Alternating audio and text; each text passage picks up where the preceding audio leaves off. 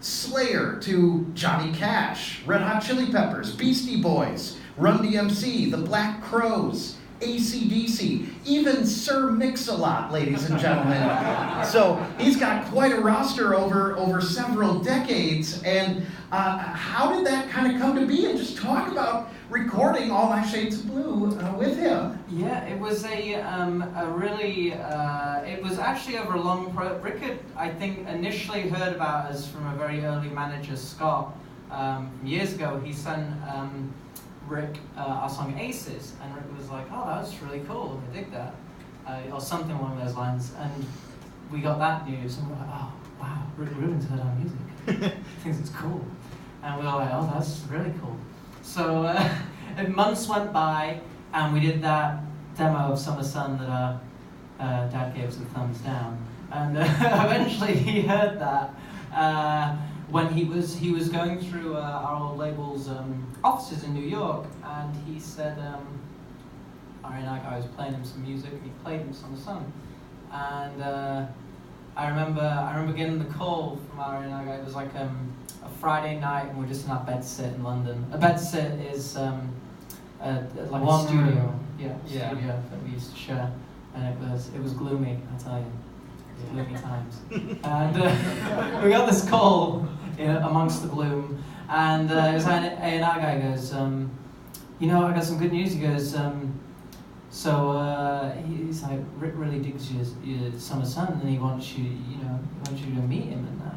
And so we did a trip out to LA, and on the back end of it, we got a call and saying, we got an email even from Rick's assistant saying, hey, do you want to come around to the house tomorrow and just come meet Rick and hang out? And we were like, well, yeah, I guess so. And very nervously, and our team was saying, now don't be late, because we have a habit of being late from time to time. So don't be late, it's a very busy man, don't be late. So we arrived an hour early. And we had to sit at the foot of Point Doom in Malibu, sort of nervously waiting for what we were going to talk about, what we were going to, listen to, what we were going to say. And he was the sweetest guy. He was just very chilled out, and he's just a very nice, easygoing human being. It was a little daunting meeting him, because we're like, oh man, he's done like loads of our favorite songs, records, And we just talked music, and he doesn't give a lot away. We played him a few songs on acoustic guitar. And then he played us some songs that he liked, so he produced. And we said, oh, we're big fans of Roy Orbison and that. He goes, oh yeah, I did a song with Roy Orbison. He goes, oh, I'll put that on. And we listened to it. And at the end, he just went, could do with another mix. Kick drums a little loud. Or something along those lines. And so me and Rupert, and I remember as we were leaving his house, I just sort of sheepishly said, so do you want to work together on something? And he was like, yeah. And that was about it. And then we heard nothing for 2.5 weeks. And we thought, well, maybe we didn't leave as good an impression as we thought we did. And once again in our dingly bedsit in London, we got a call from our A&R guy. And he said, well, boys, I got some good news. He goes, and this was Friday night. He goes, Rick wants to make your album. We thought we might be doing like a track together or something. He goes, Rick wants to make your whole album. I said, well, awesome. He goes, yeah, but he wants to start on Monday. And we said, well, we haven't rehearsed any of the songs. Like, we haven't got, we've got a band here, but they don't know the songs. And so he was like, it's okay. Rick's got a band for you. Just go out there and you're going to get on a plane tomorrow and just go out there and sing, I guess. Exactly. Make a noise out of your mouth. Anything. And so we turned up, and we spent a day sort of chilling in a hotel in Calabasas, just wondering what we were doing, who our band was going to be. And we turned up on the Sunday to prepare and set up, and we hung out with Rick, and we went over a few of the songs that we were thinking of recording. And there was 5 songs at the time. Yeah. And Rick sort of, we would play the songs through, and he'd be like, well, maybe you should extend the verse here, or maybe you should go up a little, go up there, maybe let's put the whole song up a tone, or maybe we need to trim that verse down, or extend the chorus, or whatever, just notes like that. And while we were sort of halfway through playing Aces to him out in the garden at Shangri-La, And it's beautiful. There's there's Zuma Beach just ahead of you. You asked for the full story. Right. No. I I find it fascinating. I mean, I think this is great. And it was really quite good. There's Zuma Beach right ahead of you. You're looking at. Thank you, Rico. To the right, and then to the left there's Bob Dylan's old tour bus. That sits in the garden, and that's now a mix room, like mix bus. You could record an album in there. In fact, Neil Young, I think, mixed his last record in there. Huh. So or edited, did something in there with it.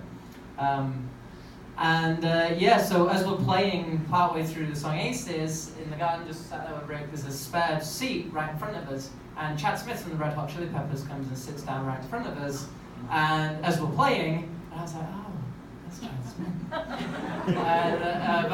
I had to just keep going and be cool and like play the song. And then he was like, we finished, and then I'm like, oh, that was great, guys. He goes, oh, meet your drummer, this is Chad, he's playing on the record.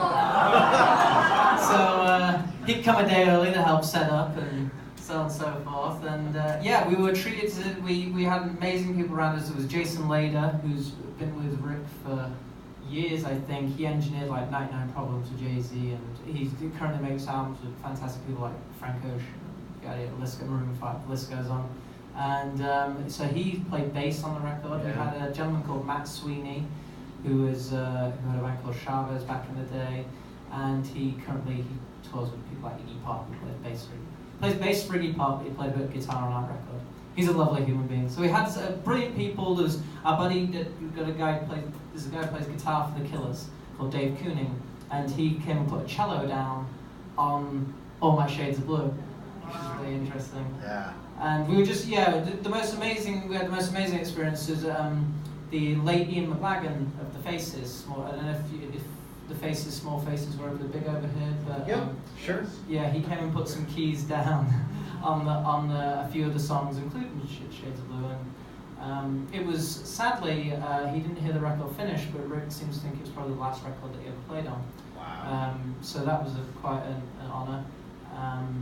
And it was just a wonderful experience, and we spent about 3 months. We tried to stretch out the recording process as much as possible. Right. We just had to get that cowbell sounding right. The Ruen Brothers, our guests here in Studio C. What a story! I mean, so you grew up knowing of his work too. Hearing all those bands in England. Yeah. Yeah, definitely. And it was funny. We actually when we were in Nashville doing a little bit of writing, and we went and visited the Johnny Cash Museum because we're huge Johnny Cash fans. And it was just around the time that this was just before we went to go meet Rick, I think. Yeah, and there's pictures of Rick on the walls in that museum. At the very end of the... Yeah, and it was a little daunting, as Henry said, but it was a lot of fun, and we were on the same wavelength when it came to music. Yep. Because we enjoyed the records he made, he obviously enjoyed making them, otherwise he wouldn't have done, so... Right. We met in the middle. Would you say you kind of learned some new things from him? Some new, just in writing or just in working on the next music that you do moving forward? Like, absolutely, yeah. We're self-producing our next album, and we're stealing all his techniques. Perfect. Well, the Ruen Brothers are here in Studio C on the Summit, and let's do another song. Which one next?